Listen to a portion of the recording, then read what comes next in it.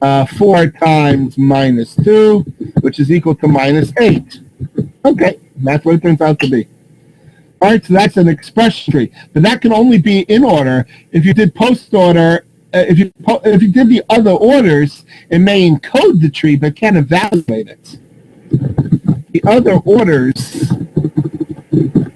or traversals, like breadth or search, for example, or search. Okay, traversal is fine. Whatever. The other orders are traversals while encoding the tree, and the output only in order evaluates it. Evaluates this tree. That's what expression trees presumably are for, to evaluate. Yeah. Okay, so that's a simple example. All right. What's the application to? What's an application to decision trees? So one of the classic earliest versions, applications of decision trees was Huffman encoding. Let's see, I should have an example worked out. Give me a second. I thought I had opened up all these beforehand. Now I see I haven't. Shush. I definitely have it encoding. So one. Where's my Huffman? Oh, come on. I don't want to waste time, which is what I'm doing. Give me 2 seconds. I have a well worked out example. I just got to find it.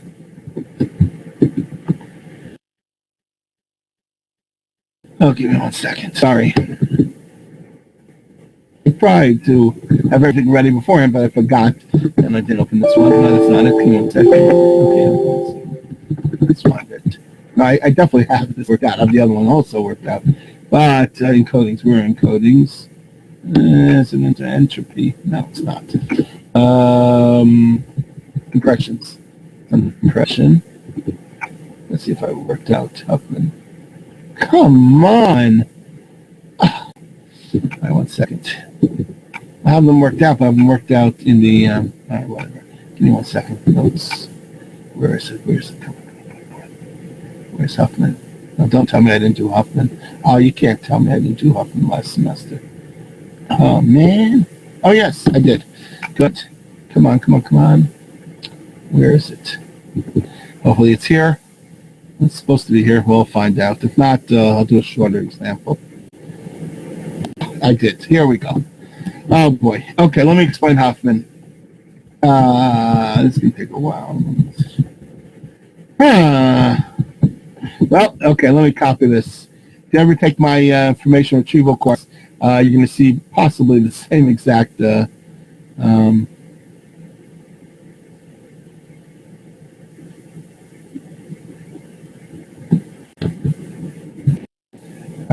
copy this over. Huffman encoding was inspired by Claude Shannon in 1948 on the notion of information complexity. The question is, what is information complexity? It means how many bits of storage are necessary to relay information to someone else. Not the complexity of storing the value, the complexity of information, which is to relay. How many bits do you need to relay a message? Entropy, which we won't get into. All right, well, information gain you certainly don't need. All right, whatever. Entropy is the more predictable the pattern is, the less bits you need to describe it. I won't go into that. Information gain is how much more information is gained by having more bits. All right, ignore that also. All right, here we go. Ooh, nice. Worked out, but the mathematics here got messed. Why is? Give me a second. I'm not sure why. Okay. Let's not see it now because I did what's it called. It's C107, not 17.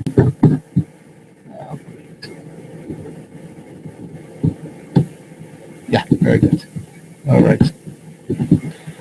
All right. So the story is as follows. Imagine you have a document that has the following characters: E, M, R, S, T, Q, and X. And imagine that message, that encoded message, the E appears 114 times, M 102 times, the X 7 times. this is the actual, the next column D is the actual ASCII codes, if you want to look them up. This is the ASCII code of an E, of an M, an R, S, T, Q, and X. Each ASCII code takes 8 bits. And since the E has 114 times it appears, 8 times 114, if you look at the map, if you know Excel, you'll see the formulas are actually there. 8 times 114 is 912, so 8 times 7 is 56, which means this document, according to ASCII, which is an 8-bit encoding of each character, requires 3,200 bits. Okay, if I were to randomly, pick a character, what's the odds that it's a given character? So that will be, one second, okay. So that will be, okay, well, whatever. The point is it'll be 114 divided by 400. So it's this is the probability times 100. But let's assume between 0 and 1. That's the probability of having an E all the way down to the probability of an X. Ignore that part. You don't have to worry about it. This is ASCII code in base 10. ASCII in decimal. Okay. In column D, I did ASCII in binary. This is ASCII in decimal. All right. In case you want to look it up, in case you want to verify, binary, and that's decimal. So E is number 69, and X is capital X is 88. All right. So that's the information about the document. So what did Huffman do? So Huffman came up with a variable length encoding where he claimed he could do better, which means that each letter has a different length, not all fixed at 8. How did he do it? So he did it as follows. So it's a bottom up. Okay, so I look at the last level 6. The M, the R, the E, the S, the T, the Q, and the X are copied with their frequencies. Okay, here's the data. Again, E appears in your message 114. Here's encoded message. E appears 114 times, M appears 102 times, R appears 78 times, S appears 51 times, T appears 29 times, Q 19 times, X 7 times. If I wrote that down, that's the data on level 6. And each letter is on its own. So the heuristic is the following. The heuristic is right here. He built a binary tree in the bottom up that we start with the leaves, which are least frequency. Ignore that. The point. Oh, well, that's true, but that's not what we want. Give me a second. Okay, this is a true comment, but not yet. We don't need it. Okay, the heuristic he used. The heuristic Huffman used was to join subtrees whose root join 2 subtrees at a time, 2 subtrees whose root have the smallest frequencies. Okay, as to why that's important, I'll explain afterwards. Let's just go through the algorithm. So initially, okay, this blue is actually, so MR is not really level 5. MR is actually level, that's a little confusing. Give me 1 second. That really should be here. And then this should be here, correct. That's level 2. All right, fine. So that's a little bit better. Okay, so the root of the tree, but that's not initially. Initially, this is the root. The leaves are the root initially. 1 second. Get rid of that. All right. So initially, who are the smallest? No, it's initially each leaf is its own subtree. Each letter / leaf is its own subtree. So it's bottom up. We're going to go from level 6 to 5 to 4 to 3 to 2 to 1, and then we'll have the entire tree. All right. So the Q and X are the smallest right now. So level 6. Q and X have the 2 smallest frequencies. Right? They are joined into one node on level 5. X with a total 19 plus 7 is 26 on level 5. Okay, that's the first step.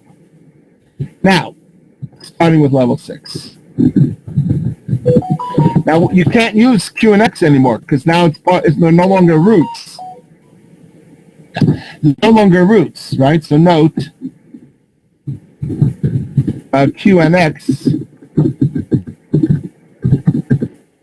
can no longer be used since they are no longer roots, but under QX. Okay, so once you've used it, you can't use it again because you've added a root on top of them joining it. So now, who are the two available? Who are the two smallest? The two smallest frequency roots. You know, which are the roots that have the smallest frequencies contained as data? The two smallest, the two roots having smallest frequencies are QX with 26 and with 29. Combining on level 4 into one root node,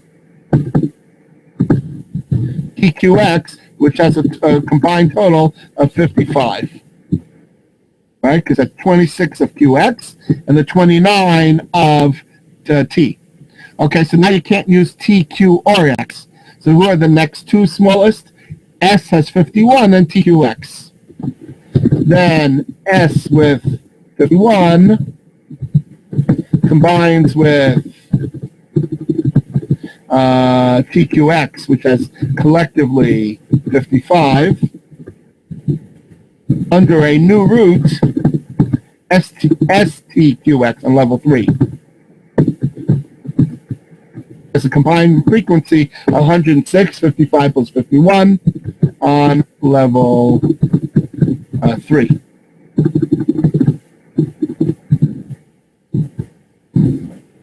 And down.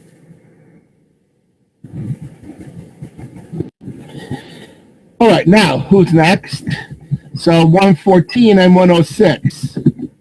Then E with 114 combines with STQX with 106 under ESTQX, which has 220 in total. 106 and 114 is 220 on level 2. But then, at this point, you have another level 2. Because the two smallest are M and R. Those are both smaller than 220.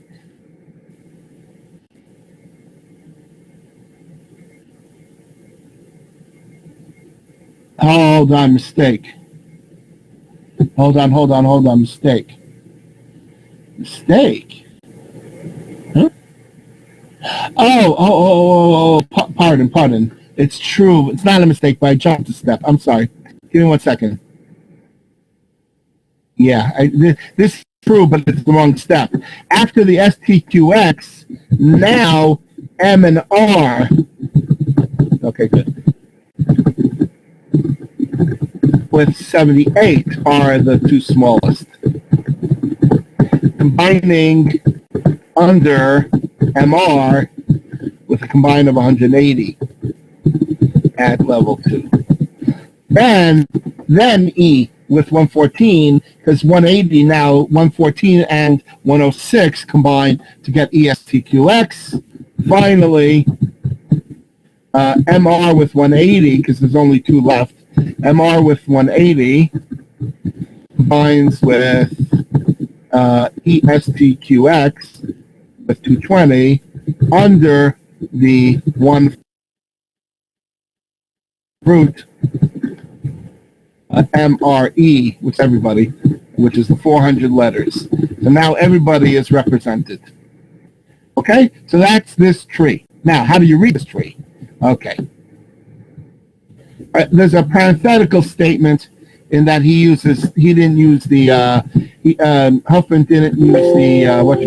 Huffman didn't use frequencies, he used probabilities, but that's just dividing by 400, so it comes out to be the same. Okay. So that's the parentheses. An interesting note, but it's in the literature, he would divide everything by 400. Everything stays the same. It's just that he doesn't talk about he doesn't talk about frequencies. He talks about probabilities, which I wrote above in column G. All right, but it's messy with real numbers. The point is, according to Huffman, the root would have value 1, because 400 divided by 400 would be 1. Anyway, it's the same exact tree, just divide everybody by 400. Anyway, he built the binary tree in bottom-up approach, so we start with the least frequency. Once tree is built, we read off the encoding of the pathway from root to leaf. 0 means left, and 1 means... So let's copy over his result.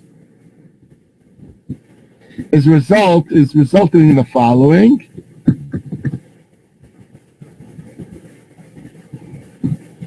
Resulting in, okay, so this is Huffman encoding. Following.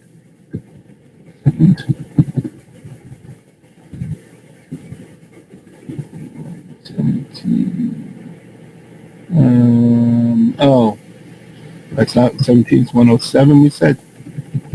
1 second. It's 107.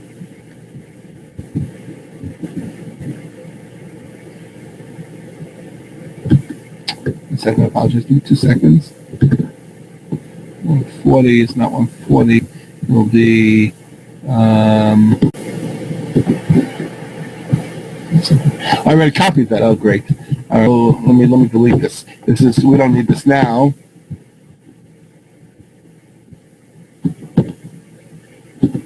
Good. And now we can use it. That's F107. Yeah, 107.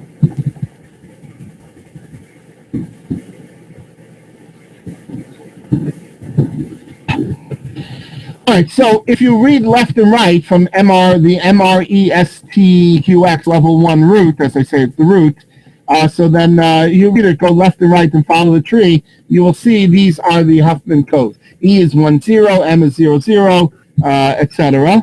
And now the number of bits, according to Huffman, is the length of its code. So instead of 8 bits each, E has 2 all the way down to Q has 5 and X has 5. The number of bits Huffman uses is 987 instead of 3200. If you divide 987 by 3200, it's a savings of 30%. It's a savings of 70%. It's 30% of the bits compared to 3200. Now, why is this called this is a classic example of a decision tree. Why is this called a decision tree? So because the data, which are the frequencies, again, Huffman you divided by the total amount of probabilities. In our example, the frequencies of each letter, okay, are contained only in the leaves, which is the external nodes of the tree, of the built tree. The internal nodes are either placeholders or hold zeros and ones.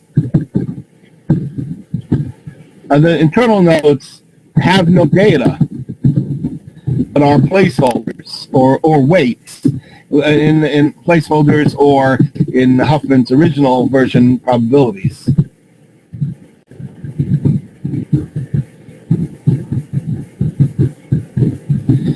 Help you decide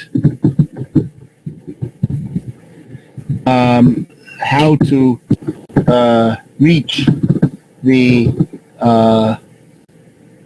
give me a second, how to reach the highest, how to reach the letters with highest frequency, well, let's say in a positive way, in the smallest number of edges traversed equals the length of the code.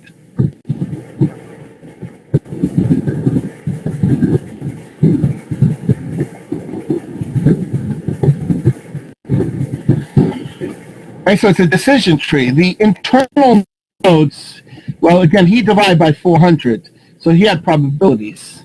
Okay, right. So he had, for example, his root would be 400 divided by 400, followed by 180 divided by 400. Okay, well, let me just write it this way without evaluating them. And I'm not doing the drawing. I just want to list them so you see, right? And you can evaluate them if you want.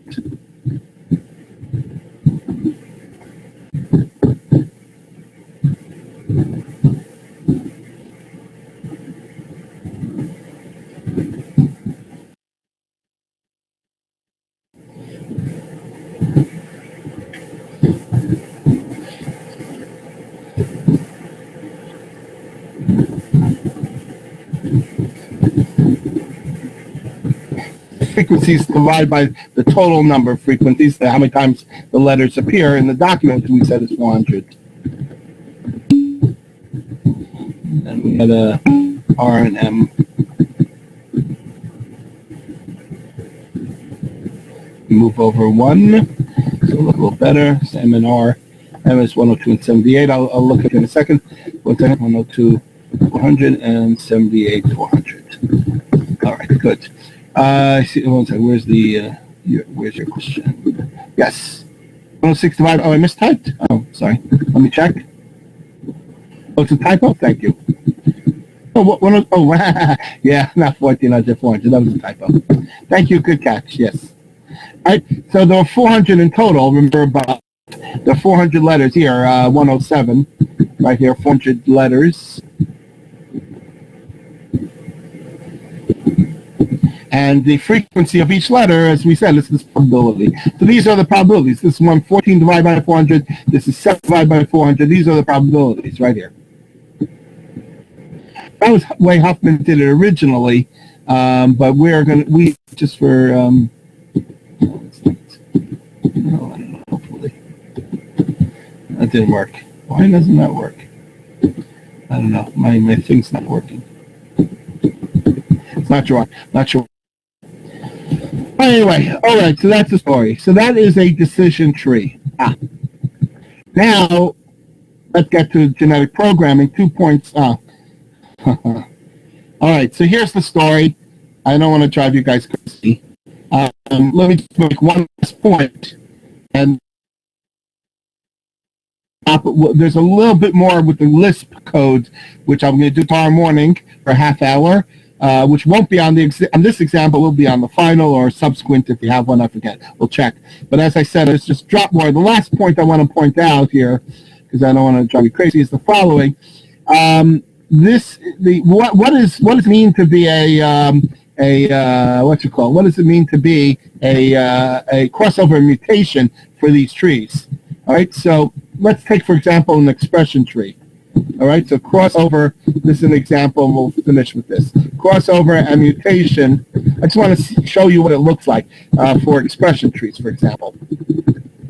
And tomorrow we'll see what it's like with Lisp. Because genetic programming very often is implemented or stored in the trees Lisp code.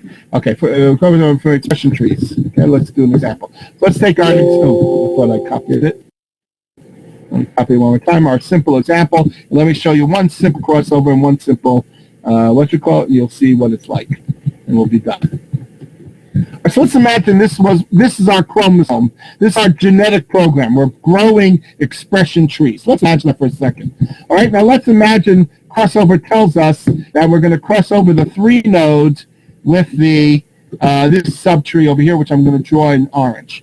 So it's the subtree starting with fitness, and we're going to do a crossover with the number 3, with the 3 nodes, okay?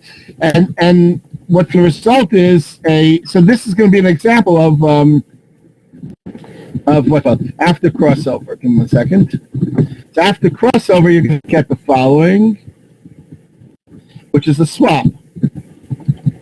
You're going to get that the 3 is the move over. One is this one. It's a little tougher to draw here. So let's 3 over. Ooh, not good. No, I need this too. All right. I have to build it piece by piece. Okay, good. Not bad. Not the best, but not bad. I think you get the gist. Okay. Now this is going to have to be deleted and cleaned up. Format cells. Get rid of it. None. And then take out the orange. No fill. Good. And where's my... Oh, excellent. Excellent, excellent, excellent. There you go. So, better for worse. Let's now fill this in. So we swapped. We swapped the subtrees.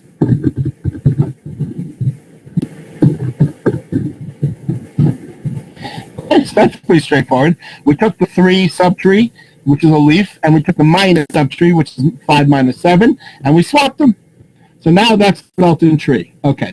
Now, one quick observation and then one quick mutation, we're done.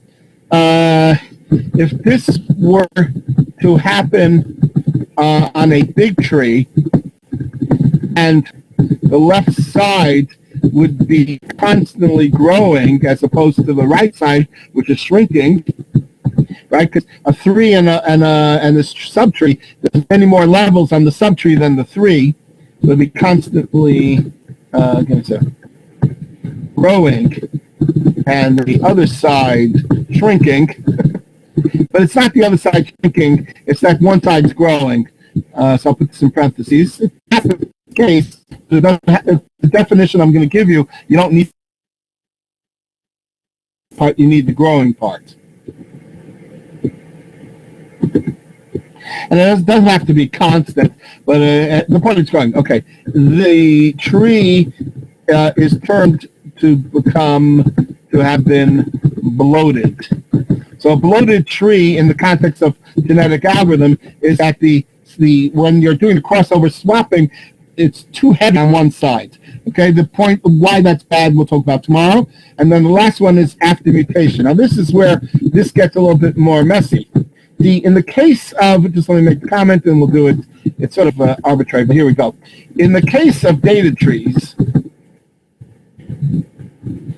if you mutate any node, it is simply changing data, one data value to another, to some, let's say arbitrary, doesn't have to be, but could be arbitrary other. Doesn't have to be of that data value from the tree itself. You could have randomly mutated to something else. However, last comment and we're done. However, in the case of expression trees, it depends on whether you are an internal or external node. Right? Because you have to get to your type. Internal nodes can only mutate to other operations. External nodes can only mutate into other data points. Right? You draw it, you'll see. It'll get messed up. It'll mutate into other data points. This likewise, this distinction rather, likewise makes constructing the first generation much harder. The initial population, the first generation. Oh my, he just reminded me, okay. Oh gosh, okay, generation 0, much harder, okay. All right, it's just a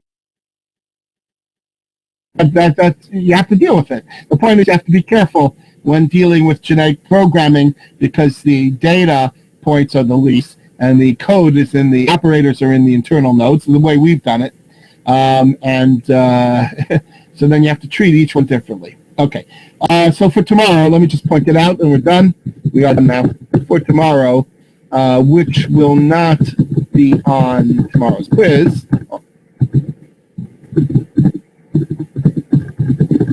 which till this point, Okay, I want to discuss the following. So we never actually wrote down the GA template.